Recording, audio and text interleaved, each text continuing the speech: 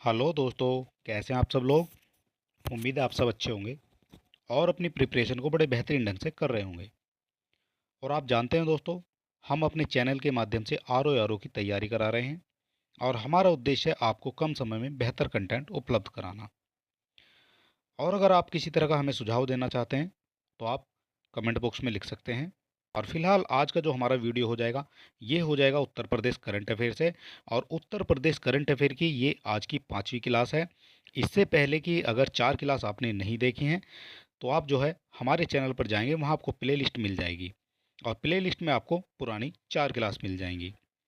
हमारे Telegram channel से जुड़ने के लिए लिंक आपको डिस्क्रिप्शन में मिल जाएगा, या आप टेलीग्राम पर जाकर सर्च कर सकते हैं स्टडी विद एलिस एलेक्स। और चलिए दोस्तों, शुरू कर लेते हैं आज की हमारी उत्तर प्रदेश के करंट अफेयर की क्लास नंबर 5।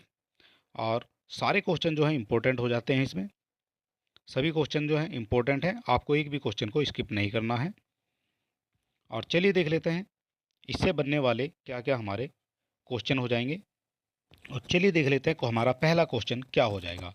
तो हमारा आज का पहला क्वेश्चन हो जाएगा, ये हो जाएगा आपका, उत्तर प्रदेश के सरकारी स्कूलों में युवा पर्यटन गतिविधियों के संचालन हेतु कितनी आर्थिक सहायता दिए जाने का प्रावधान है। आपको बताना है उत्तर प्रदेश के सरकारी स्कूलों में युवा पर्यटन गतिविधियों के संचालन हेतु कितनी आर्थिक सहायता दिए जाने का प्रावधान किया गया है। 8,000 रुपये, 10,000 रुपये, 12,000 रुपये या फिर आपके 20,000 रुपये।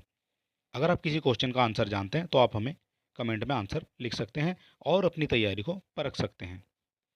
तो चलिए देख लेते हैं क्वेश्चन नंबर 1 का जो करेक्ट आंसर हो वो क्या हो जाएगा। ये हो जाएगा आपका 10,000 रुपये। युवा पर्यटन गतिविधियों के संचालन के लिए 10,000 रुपये की सहायता दी जाएगी उत्तर प्रदेश के सरकारी स्कूलों को। और क्वेश्चन नंबर 1 का जो करेक्ट आंसर है ये आपका बी हो जाएगा। और चलिए समझ लेते हैं इससे बनने वाले हमारे इंपॉर्टेंट फैक्ट क्या हो जाएंगे जिनसे क्वेश्चन बनता है। ये हो जाएगा आपका, उत्तर प्रदेश के पर्यटन एवं संस्कृति मंत्री जयवीर सिंह। एक क्वेश्चन आपका यहाँ से बन जाता है, उत्तर प्रदेश के पर्यटन एवं संस्कृति मंत्री कौन हो जाएंगे। ये हो जाएंगे जयवीर सिंह। इन्होंने बताया प्रदेश के प्रत्येक जनपद में सरकारी इंटर कॉलेजों में, राजकीय डिग्री कॉलेजों में, नवोदय विद्यालयों में, केंद्रीय स्कूलों में और श्रमिक स्कूलों में तथा कस्तूरबा गांधी आदि विद्यालयों में पर्यटन संबंधी गतिविधियों के संचालन के लिए 10,000 रुपये की आर्थिक सहायता प्रदान की जाएगी। ठीक है, ये केवल पर्यटन संबंधी गतिविधियों के लिए जो है 10,000 रुपये की आर्थिक सहायता प्रदान की जाएगी। और ये शैक्षिक सत्र में एक बार ही जो है आर्थिक सहायता प्रदान की जाएगी, बार बार नहीं की जाएगी। एक सत्र में केवल एक ही बार इस राशि को दिया जाएगा। और चलिए ये देख लेते हैं, ये हैं हमारे मंत्री जयवीर सिंह, जो हो जाएंगे उत्तर प्रदेश के पर्यटन एवं संस्कृति मंत्री। और बच्चों एवं युवाओं में शुरू से ही पर्यटन और संस्कृति की समझ विकसित करने की योजना इसके द्वारा बनाई गई है। इसलिए जो है युवा पर्यटन गतिविधियों के संचालन हेतु आर्थिक सहायता दी जा रही है। और कितनी है, 10,000 रुपये। और किसको दी जा रही है, उत्तर प्रदेश के सरकारी स्कूलों को। ये हो जाएंगे आपके मंत्री जयवीर सिंह, ये भी आपको याद रखना है। चलिए देख लेते हैं क्वेश्चन नंबर 2 हमारा क्या कहता है। उत्तर प्रदेश के मुख्यमंत्री के बयान के अनुसार प्रदेश के कितने जिलों में सेफ सिटी को बनाए जाने का निर्णय लिया है। सेफ सिटी को बनाए जाने का निर्णय लिया है और कितने जिलों में सेफ सिटी बनाई जानी है, इस बात को आपको बताना है। सेफ सिटी की बात कर लेते हैं, ये आपकी 12 जिलों में बनाई जाएगी, 18 जिलों में बनाई जाएगी, 22 जिलों में बनाई जाएगी या फिर आपकी 25 जिलों में बनाई जाएगी। तो क्वेश्चन नंबर 2 का करेक्ट आंसर क्या हो जाएगा ये आपको बताना है। और क्वेश्चन नंबर 2 का जो करेक्ट आंसर है ये हो जाएगा आपका 18 जिलों में। इस हिसाब से 2 का जो करेक्ट आंसर है ये बी हो जाएगा। और इससे बनने वाले जो इंपॉर्टेंट फैक्ट हैं वो क्या हो जाएंगे वो भी हम देख लेते हैं। ये हो जाएंगे आपके, उत्तर प्रदेश के मुख्यमंत्री योगी आदित्यनाथ ने लखनऊ में मेयर और अध्यक्षों की कार्यशाला में बताया है कि राज्य सरकार महिलाओं के लिए, ये बात हो रही है महिलाओं के लिए शहरों में सुरक्षित माहौल सुनिश्चित कराने के लिए 17 नगर निगमों और गाजियाबाद, गौतम बुद्ध नगर समेत 18 शहरों में 6 महीने में सुरक्षित सेफ सिटी बनाएगी, केवल महिलाओं के लिए। ठीक है, ये चीज़ आपको याद रखनी है, ये महिलाओं की बात हो रही है। और इसके बाद जो है आपसे पूछा जाएगा क्वेश्चन आपको दे दिया जाएगा और उसमें पूछा जाएगा कि सेफ सिटी में क्या क्या सुविधाएं मिलेंगी। ये मिलेगी आपकी सिटी बसों में कैमरे और पैनिक बटन लगाए जाएंगे। महिलाएं जैसे ही पैनिक बटन दबाएंगी तो कंट्रोल रूम को तुरंत सूचना मिल जाएगी। प्रमुख चौराहों और बाजारों में पिंक टॉयलेट बनाए जाएंगे। ये महिलाओं के लिए बनाए जाएंगे पिंक टॉयलेट। और महिला पुलिसकर्मी पिंक स्कूटी से ही शहर में पेट्रोलिंग करेंगी। ये सारे फैक्ट जो हैं ये आपके एग्जाम के पॉइंट ऑफ व्यू से इम्पोर्टेंट हो जाते हैं और सभी पॉइंट को आपको एक एक करके पढ़ लेना है। स्कूल और कॉलेजों के पास ज़्यादा सतर्कता रहेगी और पहले चरण में जो आपका पहला चरण है उसके अंतर्गत इन सभी शहरों में जो है आपका इन सभी शहरों में जो है पहला चरण जो हो जाएगा वो इन सभी शहरों में सेफ सिटी बनाई जाएगी। कौन कौन से शहर हो जाएंगे ये आपको देख लेने हैं। गाजियाबाद, सहारनपुर, मुरादाबाद, आगरा, झांसी, फिरोजाबाद, मथुरा, वृंदावन, प्रयागराज, लखनऊ, गोरखपुर, वाराणसी, मेरठ, शाहजहाँपुर, बरेली, अलीगढ़, कानपुर और अयोध्या। ये इतने सारे शहर हैं जिसमें पहले चरण में आपको जो है सेफ सिटी बनाया जाएगा। और सेफ सिटी क्या है ये मैंने आपको ऊपर बता दिया है। और सेफ सिटी जो है आपकी 18 शहरों में बनाई जाएगी, ये भी आपको याद रखना है। अपने जिले में प्रथम आने वाली नगर पंचायत को 1 करोड़ रुपए, नगर पालिका को 2 करोड़ रुपए और नगर निगम को 10 करोड़ रुपए जो है अतिरिक्त दिए जाएंगे। ये भी बात आपको याद रखनी है क्योंकि इससे ही जो है क्वेश्चन बन सकता है। और ये आप इमेज में देख सकते हैं योगी आदित्यनाथ जी।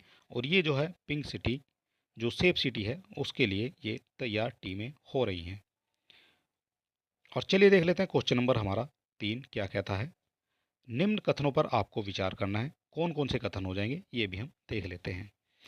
बात हो रही है आपकी डीएमएसआरडीई की। डीएमएसआरडीई क्या है अभी हम बता देते हैं आपको डीएमएसआरडीई क्या है।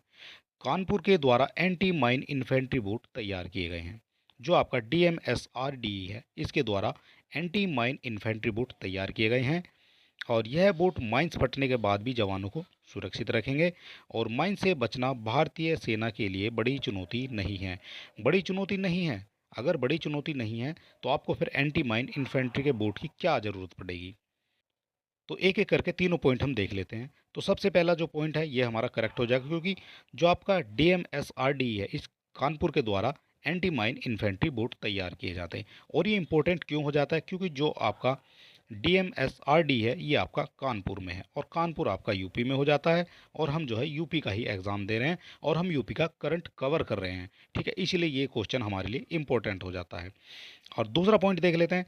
यह बोट माइंस फटने के बाद भी जवानों को सुरक्षित रखेंगे। ये भी बात आपकी ठीक हो जाएगी। और तीसरा देख लेते हैं। माइन से बचना भारतीय सेना के लिए बड़ी चुनौती नहीं है। ये गलत आपसे हो जाएगा क्योंकि माइन से बचना ही तो बड़ी चुनौती है भारतीय सेना के लिए। अगर बड़ी चुनौती नहीं है तो फिर एंटी माइन इन्फेंट्री बोट की तैयार करने की क्या आवश्यकता है। ठीक है, तो ये चीज़ आपको याद रखनी है। आपका जो 3 का करेक्ट आंसर हो जाएगा वो हो जाएगा 1 और 2। और 1 और 2 दिए गए हैं आपके, ये दिए गए हैं ऑप्शन नंबर ए में। क्वेश्चन नंबर 3 का जो करेक्ट आंसर हो जाएगा वो ए। और ए में दिए गए हैं 1 और 2। ठीक है, तीसरा आपका गलत हो जाएगा। चलिए देख लेते हैं इससे बनने वाले आपके इंपॉर्टेंट फैक्ट क्या हो जाएंगे। सबसे पहले आपको इसकी जो है फुल फॉर्म देख लेनी है। फुल फॉर्म क्या हो जाएगी, ये हो जाएगी आपकी defence materials and store research and development establishment. ये हो जाएगा डीएमएसआरडी। ठीक है, इतनी बात आपको समझ लेनी है। और अगर हिंदी में बात करते हैं, रक्षा सामग्री भंडार और अनुसंधान एवं विकास प्रतिष्ठान। ठीक है, ये चीज़ आपको देख लेनी है। आपसे जो है इसकी फुल फॉर्म भी पूछी जा सकती है। महत्वपूर्ण तथ्य इसके क्या हो जाएंगे, जो आपके इंपॉर्टेंट पॉइंट है वो हम देख लेते हैं। डीएमएसआरडी यानी रक्षा सामग्री भंडार और अनुसंधान एवं विकास प्रतिष्ठान संस्थान के वैज्ञानिकों ने सेना की इन्फेंट्री बटालियन के लिए विशेष जूते तैयार किए गए हैं। ये जो जूते हैं ये विशेष हैं। विशेष इसलिए हैं क्योंकि माइन फटने पर जवानों को सुरक्षित रखेंगे, इसलिए जो हैं ये जूते विशेष हो जाते हैं।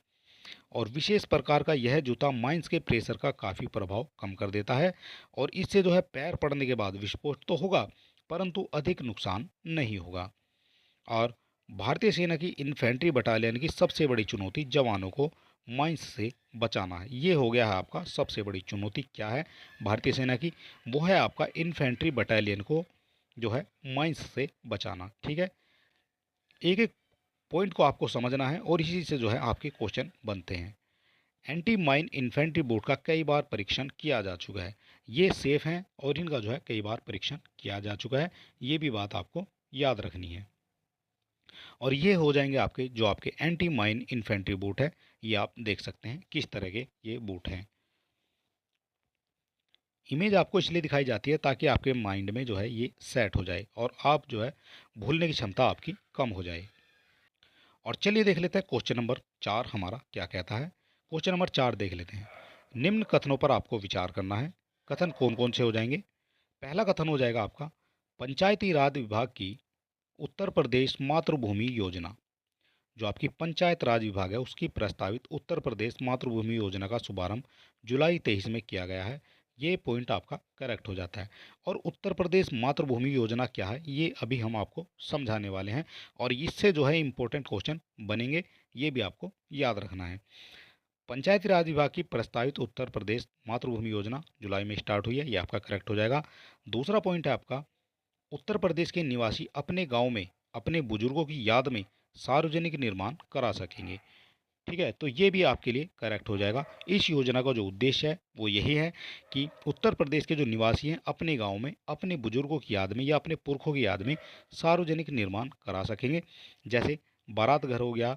और तीसरा पॉइंट हो जाएगा आपका, इस योजना के अंतर्गत कार्य करवाने के लिए 50% धनराशि स्वयं की और 50% धनराशि जो है ये राज्य सरकार लगाएगी।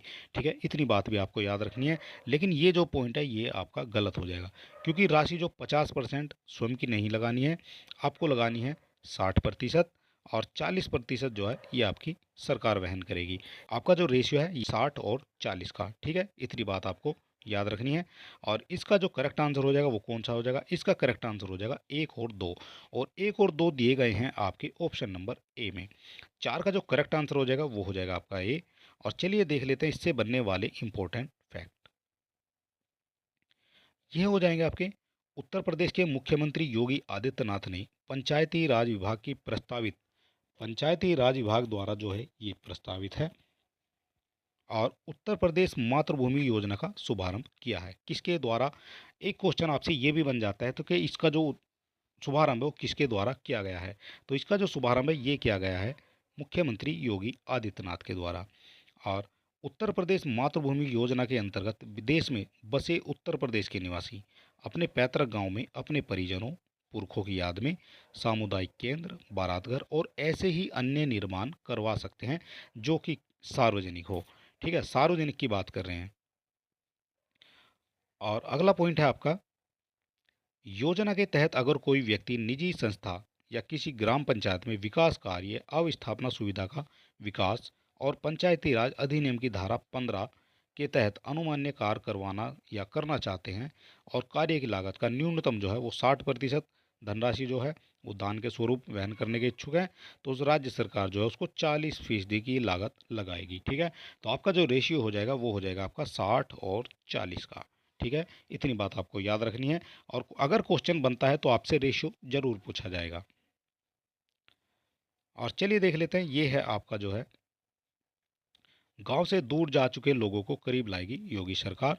और ये जो यहाँ पे है इसको थोड़ा सा गलत दिखा रखा है, उत्तर प्रदेश मातृभूमि योजना से अपने पूर्वजों के नाम पर गांव में करा सकेंगे विकास कार्य। और चलिए दोस्तों, ये आपने इमेज के माध्यम से समझ लिया है। और क्वेश्चन नंबर 5 हम देख लेते हैं। क्वेश्चन नंबर 5 हमारा क्या हो जाएगा, ये हो जाएगा क्वेश्चन नंबर 5। उत्तर प्रदेश के बनारस हिंदू विश्वविद्यालय को इंडिया रैंकिंग 2023 में कौन सा स्थान मिला है। इस तरह के क्वेश्चन जो है रैंकिंग के क्वेश्चन आपसे काफ़ी पूछे जाते हैं। आपको जो है स्थान के क्वेश्चन पूछे जाएंगे, कौन सा किस स्थान पर है, रैंकिंग में किस स्थान पर है। और रैंकिंग के बहुत सारे क्वेश्चन जो हैं बनते हैं, आपको सभी क्वेश्चन को देख के जाना है। और चलिए फिलहाल इस क्वेश्चन की बात करते हैं। तो उत्तर प्रदेश के बीएचयू को इंडिया रैंकिंग 2023 में कौन सा स्थान मिला है, 5वां, 7वां, 9वां या फिर 11वां। तो क्वेश्चन नंबर 5 का जो करेक्ट आंसर हो जाएगा वो हो जाएगा आपका 5वां स्थान। बीएचयू को इंडिया रैंकिंग 2023 में 5वां स्थान मिला है। और इससे बनने वाले जो इम्पोर्टेंट फैक्ट हैं वो क्या हो जाएंगे, ये भी हम देख लेते हैं। शिक्षा एवं विदेश राज्य मंत्री डॉक्टर राजकुमार रंजन, यहाँ से क्वेश्चन आपके निकल कर आते हैं। आपके शिक्षा एवं विदेश राज्य मंत्री कौन है, ये हैं डॉक्टर राजीव राजकुमार रंजन सिंह ने इंडिया रैंकिंग 2023 जारी की है, जिसमें शीर्ष विश्वविद्यालय रैंक में बनारस हिंदू विश्वविद्यालय को 5वां स्थान और एएमयू को यानी अलीगढ़ मुस्लिम विद्यालय को 9वां स्थान मिला है। ये बात आपको याद रखनी है। दोनों के स्थान, अगर ये क्वेश्चन आपसे एग्जाम में पूछा जाएगा तो इन दोनों के ही जो है आपसे क्रम पूछे जाएंगे। ये किस किस जो है स्थान पर हैं, 5वें स्थान पर कौन है और 9वें स्थान पर कौन है। अगर क्वेश्चन बनेगा तो केवल इसके स्थान से ही क्वेश्चन बनेगा। इंडिया रैंकिंग 2023 में शीर्ष विश्वविद्यालय रैंकिंग में भारतीय विज्ञान संस्थान बेंगलुरु को पहला स्थान मिला है। और ये बात करते हैं शीर्ष विश्वविद्यालय रैंकिंग में भारतीय विज्ञान संस्थान बेंगलुरु को पहला स्थान मिला है। और दिल्ली के जवाहरलाल नेहरू विश्वविद्यालय और जामिया मिलिया इस्लामिया को क्रमशः दूसरा और तीसरा स्थान मिला है। आप कह सकते हैं जो आपका जवाहरलाल नेहरू है इनको दूसरा मिला है और जो आपकी जामिया इस्लामिया है इनको आपका तीसरा स्थान मिला है। वहीं इंडिया रैंकिंग 2023 में ओवरऑल की बात करेंगे, जो आपकी ओवरऑल रैंकिंग है, इसमें भारतीय प्रौद्योगिकी संस्थान मद्रास को पहला, भारतीय विज्ञान संस्थान बेंगलुरु को दूसरा और भारतीय प्रौद्योगिकी संस्थान दिल्ली को तीसरा स्थान मिला है। और भारतीय प्रौद्योगिकी संस्थान कानपुर को 5वां और बनारस को जो है 11वां स्थान मिला है। ये हो जाएगा आपका बीएचयू को 11वां स्थान मिला है। ओवरऑल की बात करते हैं तो इसके बाद देख लेते हैं इस रैंकिंग ने विश्वविद्यालयों को शिक्षण, अनुसंधान, संसाधनों और बुनियादी ढांचे से जुड़ी सुधार की जरूरत वाले क्षेत्रों की पहचान करने में मदद की है। और आईआईटी रुड़की लगातार तीसरे वर्ष यानी 2021 से लेकर 2023 तक वास्तुकला या आर्किटेक्चर के विषय में पहले स्थान पर रहा है। ये चीज़ें आपको याद रखनी है। रुड़की से भी आपका क्वेश्चन बन सकता है जो आपकी आईआईटी रुड़की है, क्योंकि इसमें जो है काफ़ी इन्वेंशन होते रहते हैं। और आईआईटी रुड़की से आपने समझ लिया है ये वास्तुकला में जो है पहले स्थान पर रही है। और कॉलेजों की रैंकिंग में पहले 10 कॉलेजों में दिल्ली के 5 कॉलेजों ने अपना दबदबा बनाए रखा। ये दिल्ली के लिए बहुत ही गर्व की बात है। बात करते हैं भारतीय कृषि अनुसंधान संस्थान की, तो नई दिल्ली कृषि एवं संबंध क्षेत्र की श्रेणी में शीर्ष स्थान पर आ जाएगा। इसके बाद देख लेते हैं ये हो जाएगा आपका भारतीय प्रौद्योगिकी संस्थान कानपुर नवाचार श्रेणी में शीर्ष पर है। ये आपसे पूछा जा सकता है क्योंकि ये बात है कानपुर की और कानपुर है यूपी में और यूपी की हम बात कर रहे हैं और यूपी का ही जो है हमारा करंट का टॉपिक चल रहा है। तो भारतीय प्रौद्योगिकी संस्थान कानपुर जो है नवाचार श्रेणी में शीर्ष स्थान पर रहा है। ये बात आपको याद रखनी है। और ये जो हो जाएंगे ये हो जाएंगे आपके बीएचयू यानी काशी हिंदू विश्वविद्यालय। ये हो जाएगी इंडिया रैंकिंग 2023। और इस हिसाब से जो है अब हमारा क्वेश्चन नंबर आ गया है 6। चलिए देख लेते हैं क्वेश्चन नंबर 6 हमारा क्या कहता है। हाल ही में मिशन नंद बाबा योजना भारत के किस राज्य से शुरू की गई है। मिशन नंद बाबा योजना की शुरुआत की जा रही है, किस राज्य के द्वारा इसकी शुरुआत की जा रही है और इसके बारे में बनने वाले इंपॉर्टेंट फैक्ट क्या हो जाएंगे वो भी हम समझ लेते हैं। ये राजस्थान में है, मध्य प्रदेश में, उत्तर प्रदेश में या फिर बिहार में। यहाँ बता सकते हैं क्योंकि हम केवल उत्तर प्रदेश की बात कर रहे हैं, उत्तर प्रदेश करंट की बात कर रहे हैं। यहाँ आपका आंसर उत्तर प्रदेश हो सकता है, लेकिन एग्जाम में जो है इसको वो दूसरे तरह से पूछ सकता है। क्या पूछ सकता है वो हम इंपॉर्टेंट फैक्ट के माध्यम से समझेंगे। फिलहाल हमारा क्वेश्चन नंबर 6 का जो करेक्ट आंसर हो गया वो हो गया है सी। सी मतलब उत्तर प्रदेश। मिशन नंद बाबा योजना भारत के उत्तर प्रदेश राज्य ने शुरू की है। और चलिए देख लेते हैं महत्वपूर्ण पॉइंट इससे क्या बन सकते हैं। उत्तर प्रदेश के दुग्ध उत्पादक किसानों की आय बढ़ाने और दूध की बिक्री गांव में ही सुनिश्चित करवाने के उद्देश्य से प्रदेश के पशुधन और दुग्ध विकास मंत्री धर्मपाल सिंह ने, यहाँ आपका ये क्वेश्चन बन सकता है कि दुग्ध विकास मंत्री कौन है उत्तर प्रदेश के, तो ये हो जाएंगे आपके धर्मपाल सिंह। ये इंपॉर्टेंट फैक्ट है। और इसके अंतर्गत जो है मिशन नंद बाबा से लोगों का अनावरण किया है। जो आपके पशुधन और दुग्ध विकास मंत्री धर्मपाल सिंह है उन्होंने मिशन नंद बाबा के लोगों का अनावरण किया है। ठीक है। क्वेश्चन कितने बन सकते हैं, हर फैक्ट से जो है क्वेश्चन बन सकता है। आपसे क्वेश्चन ये भी पूछा जा सकता है कि इस योजना का जो प्रारंभ है या इस योजना का जो शुभारंभ वो किस लिए किया गया है, तो ये किया गया है दूध की बिक्री गांव में ही सुनिश्चित करने के लिए। ये भी आपसे क्वेश्चन निकाला जा सकता है। और चलिए देख लेते हैं पॉइंट नंबर और क्या हो जाएगा। मिशन नंद बाबा के तहत उत्तर प्रदेश में दूध का उत्पादन करने वाले किसानों की आय बढ़ाने का प्रयास होगा। इसके लिए राज्य सरकार नंद बाबा दुग्ध मिशन पर अगले 5 वर्षों में 1000 करोड़ रुपए खर्च करेगी। आपसे राशि पूछी जा सकती है, राशि कित खर्च करेगी? मिशन नंद बाबा के तहत उत्तर प्रदेश में दूध उत्पादन के लिए सरकार जो है अगले 5 वर्षों में कितनी राशि खर्च करेगी? तो ये करेगी आपकी 1000 करोड़ रुपए। ठीक है, इस तरह से जो है क्वेश्चन आपसे पूछा जा सकता है। इस मिशन के तहत गांव में दुग्ध उत्पादन सरकारी समितियां या आपकी सहकारी समितियों का जो दुग्ध उत्पादकों को उनके गांव में ही दूध की बिक्री सुविधा मुहैया कराई जाएगी। बाहर जाने की उनको ज़रूरत नहीं होगी और गांव में ही जो है दूध की बिक्री की जाएगी। इस मिशन के तहत किसानों को उन्नत नस्ल की स्वदेशी गायों की खरीद में अनुदान के लिए सरकार की तरफ से प्रोत्साहन राशि दी जाएगी और गायों के लिए चारा, पशु आहार और बनाने वाले को भी अनुदान दिया जाएगा। इसका मतलब है कि जो आपके किसान हैं और इन किसानों को जो है उन्नत नस्ल की स्वदेशी गायें खरीदने के लिए अनुदान यानी कुछ जो है सहयोग सरकार भी करेगी और कुछ राशि आपको लगानी है, कुछ सरकार की, यानी कि एक रूप से कह सकते हैं कि सब्सिडी आपको दी जाएगी स्वदेशी नस्ल की अच्छी गाय खरीदने के लिए। और गायों को जो चारा और पशु आहार बनाएंगे गाय का, उनको भी जो है सब्सिडी दी जाएगी। ये बात आपको समझ लेनी है। इसके बाद देख लेते हैं मिशन नंद बाबा का काम ठीक से चले इसके लिए प्रदेश स्तर पर मुख्य सचिव और जनपद स्तर पर डीएम की अध्यक्षता में समितियां बनाई जाएंगी और मिशन के जरिए सरकार पूरे प्रदेश में गाय पालने वालों का डाटाबेस भी बनाएगी। कौन कौन आदमी गाय पालता है, कितनी कितनी गाय पालता है, उसका पूरा डाटा जो है सरकार के पास मौजूद रहेगा। और लास्ट पॉइंट हो जाएगा इसका आपका, यह मिशन दुग्ध उत्पादन के क्षेत्र में 25% से अधिक की वार्षिक वृद्धि लाने में सहायक होगा। इसलिए जो इस योजना को लागू किया जा रहा है और ये हो जाएंगे आपके उत्तर प्रदेश के मुख्यमंत्री। और इधर आप देख सकते हैं ये आपके उत्तर प्रदेश के पशुधन और दुग्ध विकास मंत्री धर्मपाल सिंह। ठीक है, ये चीज़ आपको याद रखनी है। और क्वेश्चन नंबर 7 हमारा क्या कहता है, ये हो जाएगा क्वेश्चन नंबर 7 और ये क्वेश्चन भी आपसे विचार करने का है। और विचार करिए, इस तरह के क्वेश्चन आपकी परीक्षा में काफ़ी जो है संख्या में पूछे जाते हैं, उनको आपको विशेष प्रैक्टिस करनी है और आपको जो है अच्छी तरह से याद करके जाना है। बात करते हैं पॉइंट नंबर 1 की। आपको विचार करना है और सत्य कथनों को आपको पहचानना है। उत्तर प्रदेश के सभी कमिश्नर पर सैनिक स्कूल खोला जाएगा। उत्तर प्रदेश की बात हो रही है तो सभी जितनी भी आपकी कमिश्नरी है सभी पर जो है एक एक सैनिक स्कूल खोला जाएगा। ये बात आपकी करेक्ट हो जाती है। उत्तर प्रदेश के सभी स्कूलों में कमिश्नरी पर स्कूल खोला जाएगा, सैनिक स्कूल। इस प्रस्ताव पर रक्षा मंत्रालय ने अपनी सहमति दे दी है, ये भी आपकी करेक्ट हो जाएगी। रक्षा मंत्री ने सहमति दी है तभी तो इसको ओपन किया जाएगा, वरना अगर रक्षा मंत्रालय सहमति नहीं देता है तो आप स्कूल सैनिक स्कूल नहीं खोल सकते हैं। पूरे भारत में रक्षा मंत्रालय के अधीन जो है 25 सैनिक स्कूल हैं, ये भी आपका करेक्ट हो जाएगा। और फोर्थ देख लेते हैं, इन सभी स्कूलों को पीपी मॉडल के आधार पर खोला जाएगा, तो ये भी पॉइंट आपका सही हो जाएगा। तो क्वेश्चन नंबर 7 का जो करेक्ट हो जाएगा, ये चारों जो है करेक्ट हो जाएंगे। तो इस हिसाब से आप कह सकते हैं क्वेश्चन नंबर 7 का करेक्ट आंसर हो जाएगा सी, यानी कि सभी जो हैं आपके सत्य हैं। ठीक है, और इससे बनने वाले इंपॉर्टेंट फैक्ट क्या हो जाते हैं या जिनसे क्वेश्चन बनते हैं वो किस किस तरह के बनते हैं, यहाँ से हम समझ लेते हैं।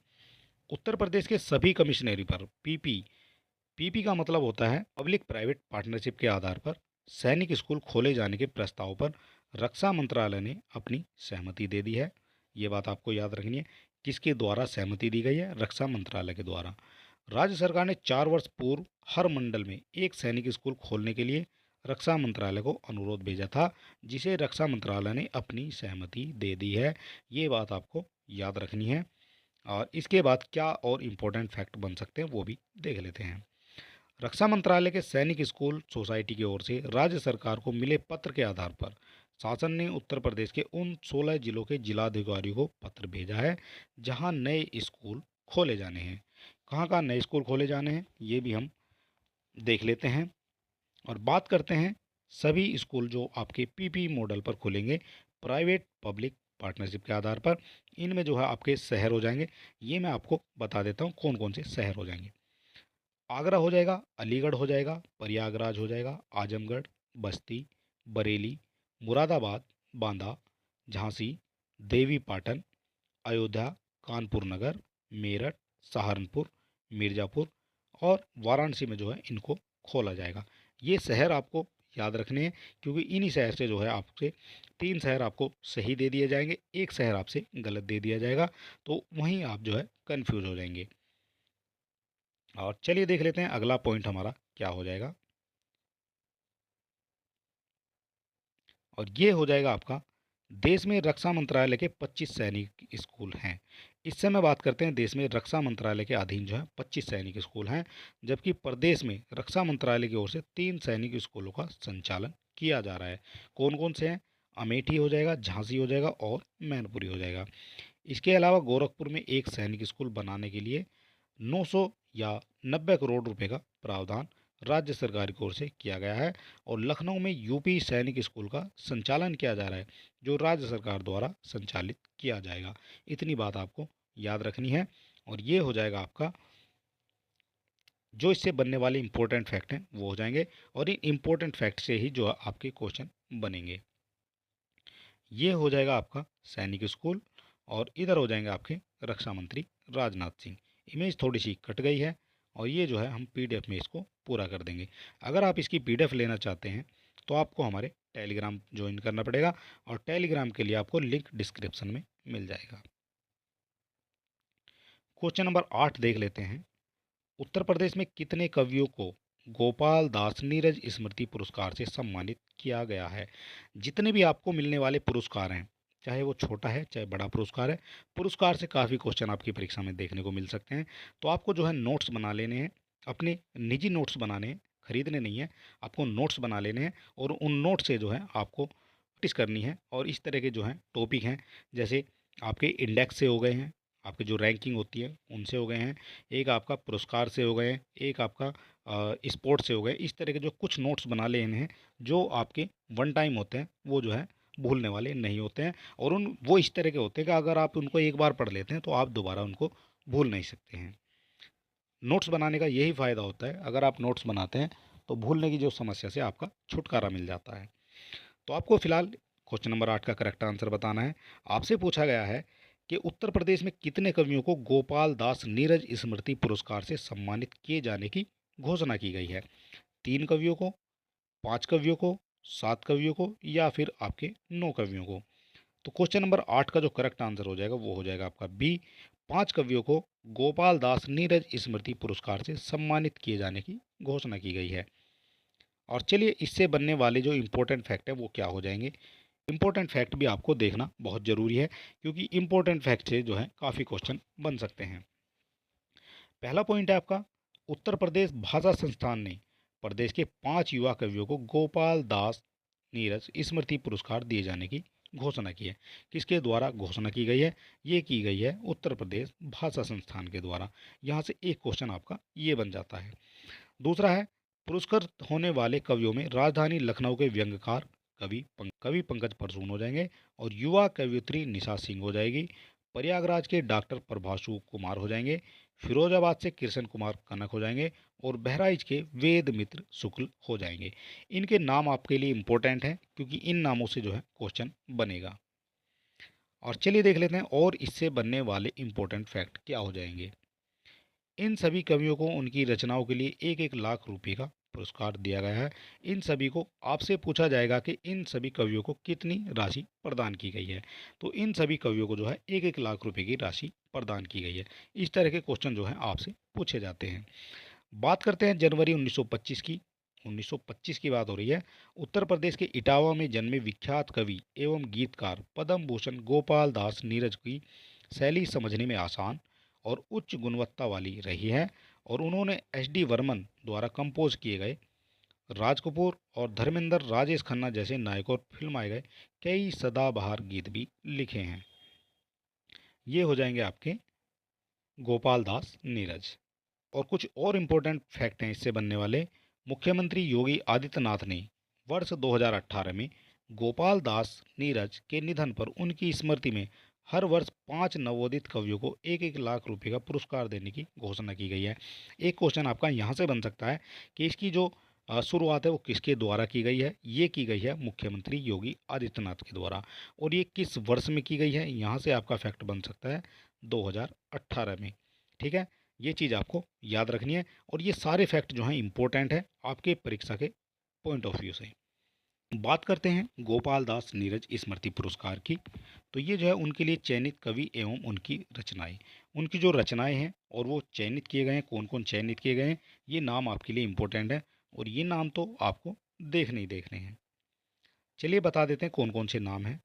नंबर 1 हो जाएगा पंकज परसून, और इनकी जो रचना है वो है तब गीतों के साथ निभाना। आपका दूसरे नंबर का हो जाएगा निशा नवल, निशा सिंह नवल, और इनकी जो रचना है वो है आपकी मैं निशा हूँ। तीसरे हो जाएंगे आपके डॉक्टर प्रभासु कुमार, और ये हो जाएंगे डॉक्टर प्रभासु की कलम से काव्य संग्रह। और 4 नंबर पर हो जाएंगे आपके कृष्ण कुमार कनक, इनकी जो रचना है वो है आपकी उलझाता छवि जाल तुम्हारा। उलझाता छवि जाल तुम्हारा, ये हो जाएगी कृष्ण कुमार कनक की।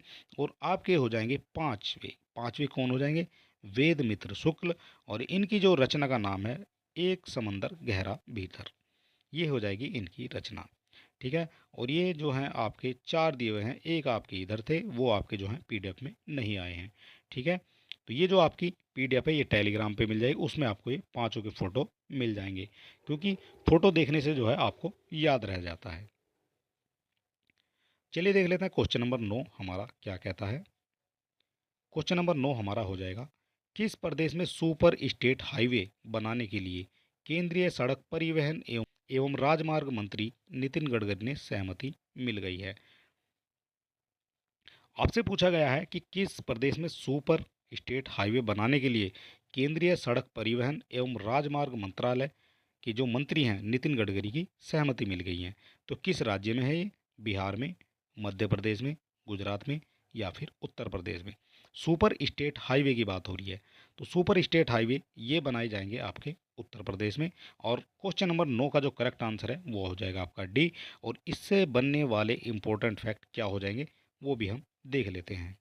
ये हो जाएंगे आपके उत्तर प्रदेश में बढ़ते ट्रैफिक को देखते हुए सुपर स्टेट हाईवे यानी एस एच, ये हो जाएगा सुपर स्टेट हाईवे बनाए जाएंगे। ठीक है, और मंत्री जितिन प्रसाद ने बताया कि वर्तमान में जो है नई सड़कों को नेशनल हाईवे का दर्जा दिए जाने पर रोक है, इसलिए मुख्यमंत्री योगी आदित्यनाथ के निर्देश अनुसार एसएसएच विकसित करने का जो फैसला किया गया है।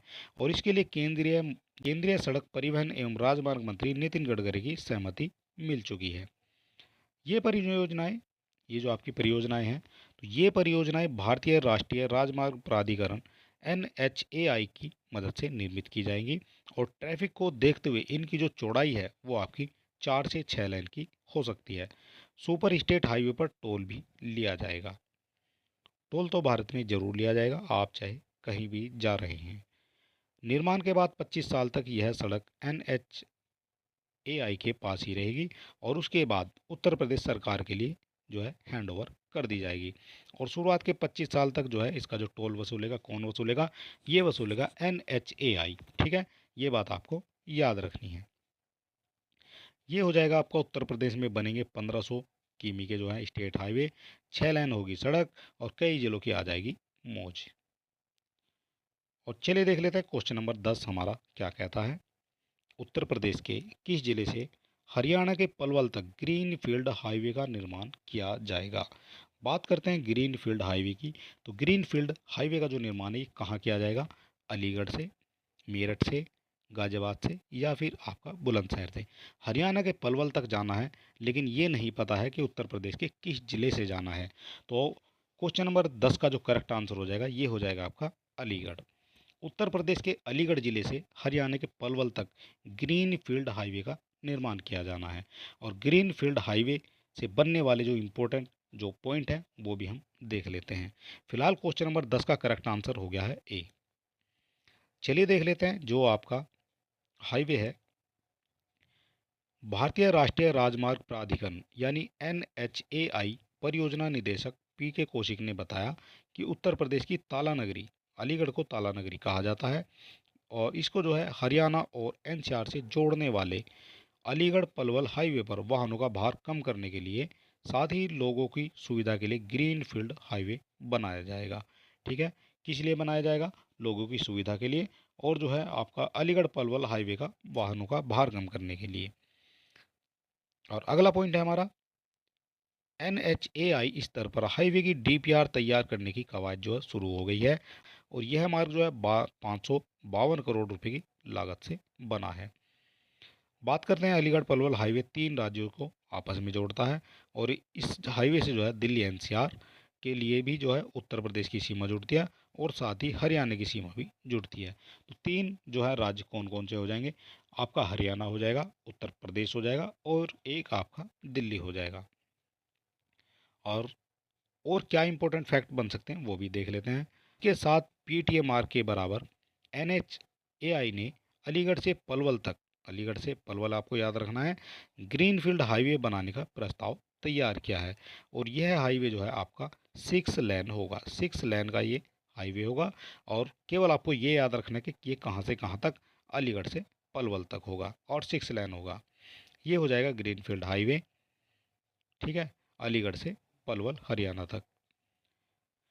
चलिए देख लेते हैं क्वेश्चन नंबर 11 हमारा क्या कहता है। उत्तर प्रदेश का पहला हेरिटेज पार्क व रेल कोच रेस्टोरेंट कहाँ खोला जाएगा। ये क्वेश्चन आपके लिए इम्पोर्टेंट हो जाएगा क्योंकि उत्तर प्रदेश में पहला है और जब पहला किसी नाम के आगे जुड़ जाता है तो वो इम्पोर्टेंट हो जाता है।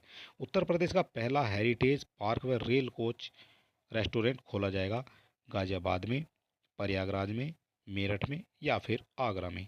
तो क्वेश्चन नंबर 11 का जो करेक्ट आंसर है ये हो जाएगा आपका आगरा में, ठीक है। उत्तर प्रदेश का पहला हेरिटेज पार्क व रेल कोच रेस्टोरेंट आगरा में खोला जाएगा और इससे बनने वाले इम्पोर्टेंट फैक्ट क्या हो जाते हैं वो भी हम थोड़ा सा देख लेते हैं। ये हो जाएंगे आपके उत्तर प्रदेश का पहला रेल हेरिटेज पार्क और रेल कोच रेस्टोरेंट आगरा में खुलने वाला है, ठीक है। और आगरा में खुलेगा तो इससे और क्या क्या पॉइंट हमारे लिए बन सकते हैं। राज्य में आगरा कैंट स्टेशन रोड पर स्थित पार्क और रेस्टोरेंट में आगरा के लोगों को रेलवे के हेरिटेज की जानकारी के साथ साथ स्वादिष्ट भोजन भी मिलेगा। रेल कोच रेस्टोरेंट के लिए रेल पटरी बिछाकर उस पर एक ट्रेन का कोच खड़ा कर दिया गया है और कोच को डिजाइन करने वाले चेतन अग्रवाल हैं। आपसे अगर क्वेश्चन ये पूछा जाता है कि इन कोचों का जो डिजाइन हो किसके द्वारा तैयार किया गया है तो ये हो जाएगा आपका चेतन अग्रवाल के द्वारा। इस तरह के क्वेश्चन भी आपकी परीक्षा में पूछे जाते हैं। और बताया कि ट्रेन कोच को हेरिटेज व महाराजा ट्रेन जैसा लुक दिया गया है और इसमें जो है एंटीक लाइटें लगाई जा रही हैं। और इससे बनने वाले और इम्पोर्टेंट फैक्ट क्या हो जाएंगे। रेल कोच रेस्टोरेंट में करीब 72 लोगों के एक साथ बैठने की व्यवस्था होगी और इसमें 36 लोग कोच के अंदर और 36 लोग बाहर प्लेटफॉर्म पर बैठकर जो है लजीज व्यंजन का आनंद उठा सकेंगे। इसमें जो है 72 लोगों के बैठने की व्यवस्था है। 72 में आपके 36 बाहर बैठ जाएंगे और 36 आपके अंदर बैठ जाएंगे। इसके अलावा हेरिटेज पार्क में करीब 10 दुकानें होंगी और यहाँ भी जो है खाने पीने का सामान मिल सकेगा। हेरिटेज बनाने और कोच रेस्टोरेंट चलाने का टेंडर हिल्टन ग्रुप को दिया गया है। हिल्टन ग्रुप से आपको याद रखना है क्योंकि आपसे ये भी पूछा जाएगा कि इस रेस्टोरेंट को चलाने का जो टेंडर है वो किस ग्रुप को दिया गया है। तो ये हो जाएगा आपका हिल्टन ग्रुप। और रेलवे और हिल्टन ग्रुप के बीच में 5 साल तक हेरिटेज पार्क के रखरखाव और रेल कोच रेस्टोरेंट संचालित करने का करार हुआ है। कितने दिन के लिए करार हुआ है, ये हुआ है आपका 5 साल के लिए। और ये हो जाएगा आपका रेल कोच रेस्टोरेंट और इसमें जो है ये एक जो है बड़ा कोच है, ठीक है, यानी रेल का डब्बा है और इसमें जो 36 लोग बाहर बैठ सकते हैं यानी इस प्लेटफॉर्म पे बैठ सकते हैं और 36 ही लोग जो है आपके अंदर बैठ सकते हैं, ठीक है। टोटल आपके 72 लोग इसमें बैठकर खाना खा सकते हैं। और चलिए देख लेते हैं क्वेश्चन नंबर 12 हमारा क्या कहता है। क्वेश्चन नंबर 12, किसकी अध्यक्षता में निर्णय लिया गया है कि 2021 का गांधी शांति पुरस्कार गीता प्रेस गोरखपुर को प्रदान किया जाएगा। राष्ट्रपति द्रौपदी मुर्मू की अध्यक्षता में, प्रधानमंत्री नरेंद्र मोदी की अध्यक्षता में, गृह मंत्री अमित शाह की अध्यक्षता में या फिर आपका योगी आदित्यनाथ की अध्यक्षता में। और कुछ स्टूडेंट जो हैं अपने माइंड से इसका आंसर लगा सकते हैं डी, और डी इसका जो है इनकरेक्ट हो जाएगा क्योंकि बच्चे काफ़ी तेज़ होते हैं तो वो अपना दिमाग केवल उत्तर प्रदेश पर लगाएंगे कि यहाँ से ये अगर क्वेश्चन पूछा गया है तो इसका जो आंसर है वो योगी आदित्यनाथ ही हो सकता है, लेकिन ऐसा नहीं है। क्वेश्चन नंबर 12 का जो करेक्ट आंसर है ये हो जाएगा आपका प्रधानमंत्री। प्रधानमंत्री की अध्यक्षता में निर्णय लिया गया है कि 2021 का जो गांधी शांति पुरस्कार है वो गीता प्रेस गोरखपुर को प्रदान किया जाएगा। क्वेश्चन नंबर 12 का करेक्ट आंसर हो जाएगा बी। और इससे बनने वाले इंपॉर्टेंट फैक्ट हम देख लेते हैं। पत्र सूचना कार्यालय भारत सरकार के अनुसार वर्ष 2021 का गांधी शांति पुरस्कार गीता प्रेस गोरखपुर को प्रदान किया जाएगा। और प्रधानमंत्री मोदी की अध्यक्षता में निर्णायक मंडल ने सर्वसम्मति से वर्ष 2021 के गांधी शांति पुरस्कार के लिए गीता प्रेस गोरखपुर का चयन किया है। ठीक है, यहाँ से क्वेश्चन ये बनेगा कि ये जो है चयन किया गया है किसकी अध्यक्षता में किया गया है और ये कौन सा जो है पुरस्कार है। चलिए देख लेते हैं इससे बनने वाले और इम्पोर्टेंट फैक्ट क्या हो जाएंगे। यह पुरस्कार गीता प्रेस गोरखपुर को अहिंसक और अन्य गांधीवादी आदर्शों के माध्यम से सामाजिक, आर्थिक और राजनीतिक क्षेत्र में परिवर्तन लाने में उत्कृष्ट योगदान के लिए दिया जा रहा है। वर्ष 1923 की बात करते हैं तो वर्ष 1923 में स्थापित गीता प्रेस, यहाँ से ये क्वेश्चन आपसे पूछा जा सकता है कि गीता प्रेस कब स्थापित हुई थी। तो ये हुई थी आपकी 1923 में। और सबसे बड़े प्रकाशकों में से एक है। इसमें 14 भाषाओं में 41.7 करोड़ पुस्तकों का जो है प्रकाशन किया गया है, जिनमें 16.21 करोड़ जो है श्रीमद् भगवत गीता की पुस्तकें हैं। ये बात आपको याद रखनी है। यहाँ से अगर ईयर पूछा जा सकता है तो 1923 आप बता सकते हैं। चलिए देख लेते हैं, इस संस्था ने राजस्व सृजन के लिए कभी भी अपने प्रकाशन हेतु विज्ञापन नहीं लिए हैं। ये बहुत बड़ी बात हो जाती है। गीता प्रेस अपने संबंध संगठनों के साथ जीवन के उत्तरोत्तर विकास और सबके सर्वजन कल्याण के लिए प्रयासरत है। प्रधानमंत्री नरेंद्र मोदी ने कहा कि गीता प्रेस को अपनी स्थापना के 100 वर्ष पूरे होने पर गांधी शांति पुरस्कार से सम्मानित किया जाना संस्थान द्वारा सामुदायिक सेवा में किए गए कार्यों की सराहना करना है। ये कहा है आपका प्रधानमंत्री नरेंद्र मोदी ने। और गांधी शांति पुरस्कार की बात करते हैं तो भारत सरकार द्वारा स्थापित यह एक वार्षिक पुरस्कार है। और वर्ष 1995 में यानी कि 1995 में राष्ट्रपिता महात्मा गांधी की 125वीं जयंती के अवसर पर उनके आदर्शों के प्रति श्रद्धांजलि स्वरूप इस पुरस्कार की जो है स्थापना की गई थी। ठीक है, ये चीज़ आपको याद रखनी है। और 2 पॉइंट और हैं इससे बनने वाले हमारे। यह पुरस्कार राष्ट्रीयता, नस्ल, भाषा, जाति, पंथ या लिंग के भेदभाव के बगैर सभी व्यक्तियों के लिए खुला है। और पुरस्कार में ये राशि आपसे पूछी जा सकती है, गांधी शांति पुरस्कार के लिए कितनी राशि दी जाती है। तो पुरस्कार में 1 करोड़ रुपए की राशि दी जाएगी, एक प्रशस्ति पत्र दिया जाएगा, एक पट्टिका और एक जो है उत्कृष्ट पारंपरिक हस्तकला या हथकरघा विशिष्ट कृति प्रदान की जाएगी। क्वेश्चन कितने बनते हैं, एक एक फैक्ट से कितने क्वेश्चन बन जाते हैं ये आपने समझ लिया है। और ये हो जाएगी आपकी गीता प्रेस। गीता प्रेस आपकी गोरखपुर। और इधर आपका जो है ये हो जाएंगे गांधी शांति पुरस्कार। ये जो है हमारा पीडीएफ में नहीं आया है। चलिए देख लेते हैं क्वेश्चन नंबर 13 हमारा क्या कहता है। क्वेश्चन नंबर 13 हो जाएगा हमारा, उत्तर प्रदेश प्रदूषण नियंत्रण बोर्ड की रिपोर्ट में किस शहर में गंगा को सबसे प्रदूषित बताया गया है। किसकी रिपोर्ट आई है और किसको जो है किस नदी को सबसे प्रदूषित बताया गया है, ये थोड़ा समझने की बात है, क्योंकि प्रदूषण से संबंधित क्वेश्चन भी आपकी परीक्षाओं में पूछे जा सकते हैं। और ये करंट है, उत्तर प्रदेश का करंट है, तो आने के चांस जो है और भी बढ़ जाते हैं। तो बात करते हैं आपकी सबसे प्रदूषित गंगा नदी की। ये किस जो है ज़िले में या किस सिटी में जो है सबसे प्रदूषित है। तो बिजनौर में, मेरठ में, वाराणसी में या फिर कानपुर में। आपको बताना है उत्तर प्रदेश प्रदूषण नियंत्रण बोर्ड की रिपोर्ट किसकी आई है। ये आई है उत्तर प्रदेश प्रदूषण नियंत्रण बोर्ड की रिपोर्ट। और उसमें जो है गंगा को सबसे प्रदूषित बताया है। तो ये बताया है आपका कानपुर में। कानपुर में गंगा सबसे प्रदूषित है। कैसे पता है तो ये हम थोड़ा सा भी फैक्ट के माध्यम से समझ लेते हैं। फिलहाल आपका क्वेश्चन नंबर 13 का जो करेक्ट आंसर हो गया है वो हो गया आपका डी। चलिए देख लेते हैं क्वेश्चन नंबर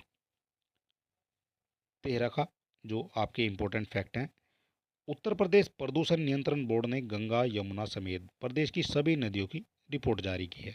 एक क्वेश्चन आपका ये बन जाता है कि इन सभी नदियों की रिपोर्ट किसके द्वारा जारी की गई है। तो ये की गई है आपकी उत्तर प्रदेश प्रदूषण नियंत्रण बोर्ड के द्वारा, जिसमें बताया गया है कि प्रदेश की औद्योगिक नगरी कानपुर में गंगा सबसे अधिक प्रदूषित है। ठीक है, कानपुर जो है, यहाँ से ये क्वेश्चन बन गया कि कानपुर को क्या कहा जाता है, औद्योगिक नगरी भी कहा जाता है। ठीक है, इतनी बात आपको समझ लेनी है। उत्तर प्रदेश प्रदूषण नियंत्रण बोर्ड की रिपोर्ट में यह भी खुलासा हुआ है कि औद्योगिक नगरी कानपुर के डाउन स्ट्रीम जाना गांव के पास गंगा में जो बीओडी की मात्रा है वो कितनी है, वो हम यहाँ से देख लेते हैं। वो है आपकी 4.60 मिलीग्राम प्रति लीटर। ठीक है, ये चीज़ आपको याद रखनी है।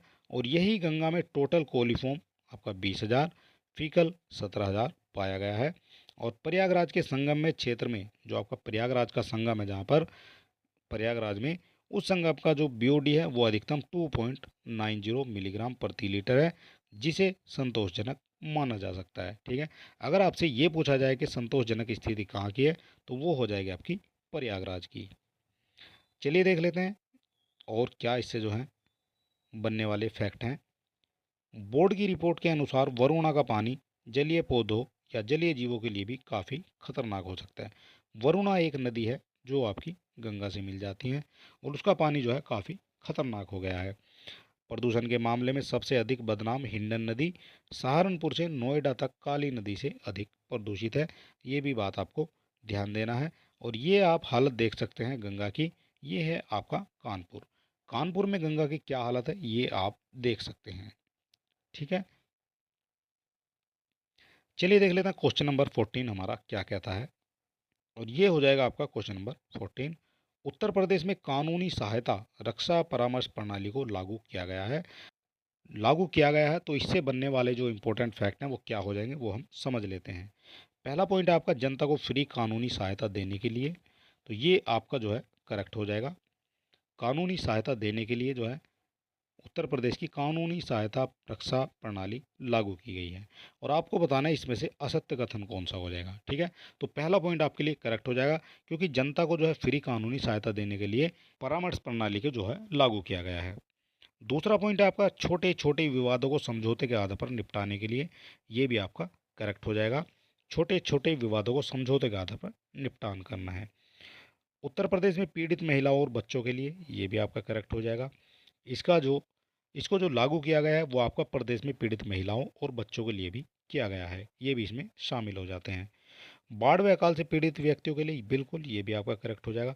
जो आपके बाढ़ व अकाल से पीड़ित व्यक्ति हैं उनको भी इसमें शामिल किया गया है। 5 देख लेते हैं, केवल उत्तर प्रदेश के सभी निवासियों के लिए। तो आपका जो पॉइंट नंबर 5 है ये आपका गलत हो जाएगा, क्योंकि उत्तर प्रदेश के सभी निवासियों के लिए ये नहीं है। अगर सभी निवासियों के लिए नहीं है तो किसके लिए है, ये भी हम आपको बताते हैं। तो फिलहाल क्वेश्चन नंबर 14 का जो करेक्ट आंसर है ये हो जाएगा आपका सी। सी मतलब केवल 5। आपसे पूछा गया था असत्य कौन सा है, तो असत्य है केवल 5, और ये ही हमारे क्वेश्चन का करेक्ट आंसर हो जाता है। चलिए देख लेते हैं इससे बनने वाले आपके इम्पोर्टेंट फैक्ट जो है क्या हो जाएंगे। प्रदेश की जनता को फ्री कानूनी सहायता देने और छोटे छोटे विवादों को समझौते के आधार पर निपटाने के लिए उत्तर प्रदेश राज्य विधिक सेवा प्राधिकरण के तहत 2 वर्ष के लिए कानूनी सहायता रक्षा परामर्श प्रणाली को लागू किया गया है। और ये प्रणाली है LADCS प्रणाली में आमजन को कानूनी सहायता प्रदान की जाएगी। और अगला पॉइंट हो जाएगा आपका, आपराधिक मामलों में सार्वजनिक रक्षा प्रणाली की तर्ज पर आमजन को कानूनी सहायता प्रदान की जाएगी। आमजन की बात हो रही है, और इसके लिए जो है एक क्राइटेरिया फिक्स कर दिया गया है गवर्नमेंट के द्वारा। वो क्राइटेरिया क्या है वो भी हम देख लेते हैं। क्राइटेरिया मतलब पात्रता। LADCS का जो लाभ लेने के लिए आपको एक पात्र होना जरूरी है, और उस पात्र के लिए आपकी पात्रता क्या होनी चाहिए वो भी हम देख लेते हैं। तो पॉइंट नंबर 1 समझ लेते हैं। प्रदेश की पीड़ित महिलाओं और बेटी बच्चियों के लिए, बिल्कुल ये करेक्ट हो जाएगा। इसमें शामिल कौन हो जाएगा, इसमें शामिल होगा जो प्रदेश में पीड़ित महिलाएं हैं, बेटियां हैं और बच्चे हैं, वो इसमें शामिल हो जाएंगे। दृष्टिहीन, कुष्ठ रोग, बहरेपन, दिमागी कमजोरी आदि निरोगता से ग्रस्त व्यक्ति एवं खानाबदोश, ये भी आपका करेक्ट हो जाएगा। ठीक है, तो इनको भी जो है इसमें शामिल किया गया है। और कौन कौन लोग इसमें शामिल हैं ये भी हम देख लेते हैं। सामुदायिक आपदा, जातीय हिंसा, वर्गीय अत्याचार, बाढ़, अकाल, भूकंप अथवा औद्योगिक आपदा से पीड़ित जो व्यक्ति हैं ये भी आपके इसमें शामिल हो जाएंगे। औद्योगिक कामगार जो हैं वो भी इसमें शामिल हो जाएंगे। और किशोर अपचारी अर्थात 18 वर्ष की आयु तक के बालक, ये भी जो है इसके अंतर्गत आ जाते हैं। अभिरक्षा में निरुद्ध व्यक्ति, ये भी आ जाएंगे। और आपके सुरक्षा गृह, मानसिक अस्पताल अर्थात नर्सिंग होम में भर्ती मानसिक रूप से बीमार व्यक्तियों को भी इसमें शामिल किया गया है। ये सभी के लिए नहीं है, इसके लिए आपका एक क्राइटेरिया फिक्स किया गया है, और जो इस क्राइटेरिया को पार करेगा वो ही जो है इसके लिए पात्र या इसके लिए अंदर आ सकता है। और लास्ट पॉइंट हो जाएगा आपका, जो आपका लास्ट पॉइंट है ये हो जाएगा, ऐसा व्यक्ति जिसकी आय का 3 लाख रुपये से कम हो। ऐसा व्यक्ति इसके जो है पात्र होगा जिसकी जो आय है वो 3 लाख रुपये से कम है। तो हमने जो है अच्छी तरह से समझ लिया है, और ये हो जाएगा आपका यूपी में फ्री मिलने वाली जो कानूनी सेवाएं। ठीक है,